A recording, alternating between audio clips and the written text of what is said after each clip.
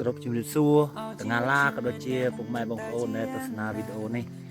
ថ្ងៃនេះសហគមន៍អូចាយបានសហការជាមួយក្រសួងបរិស្ថាននិងអង្គការ NTMP បានចុះដោះកាមេរ៉ាក្នុងតំបន់ឧទ្យានជាតិវីរៈជ័យនៃទឹកដីព្រៃឈើសហគមន៍ CPA អូចាយ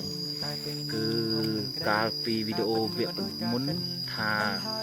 ដាក់3ខែដើម្បីស្វែងរកសត្វស្វាកន្ទុយសឥឡូវនេះក៏ដល់ពេលកំណត់យើងមកដោះហើយរយៈពេល3ខែយើងដោះហើយនៅខែ5នេះសូមទស្សនាវីដេអូទាំងអស់គ្នានេះក៏យើងដោះបាន12កាមេរ៉ាហើយបងប្អូននៅតំបន់ព្រៃសហគមន៍នៃឧទ្យានជាតិ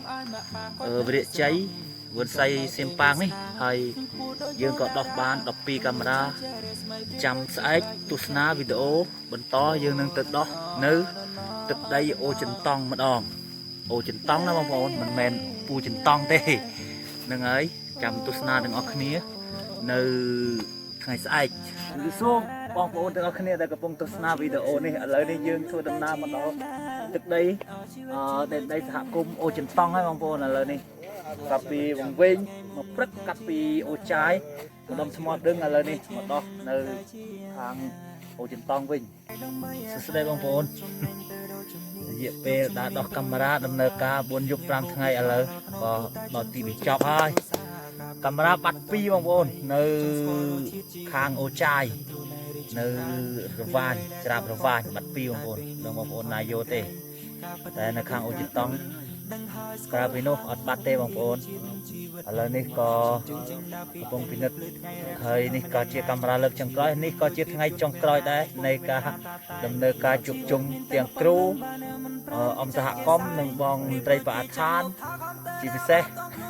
នេះបងពាក់អាវខ្មៅនៅក្រោយខ្ញុំនេះសូម្បីតែលោកគ្រូក៏គាត់ប្រេះ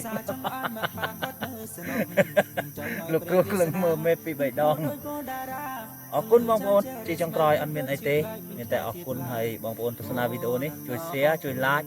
ជួយ follow page ផងទាំង YouTube ទាំង Facebook TikTok